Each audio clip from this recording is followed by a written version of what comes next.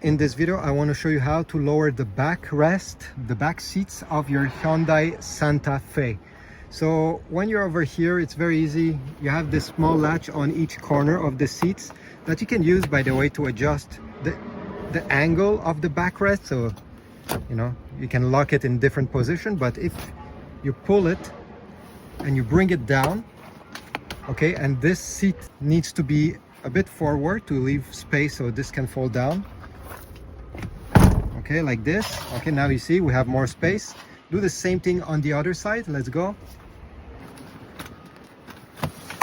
Like that. And now your back seats are folded flat and you can load quite a big thing. Obviously you're gonna have a trunk floor that will help you have a flat floor overall. And once you're done, you just need, okay, to bring back the latch up like that,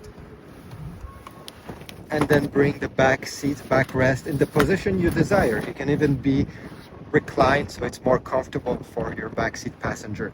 Do the same thing on the other side, and this is about it. Thanks for watching. Leave a like, subscribe, and I'll see you in the next one.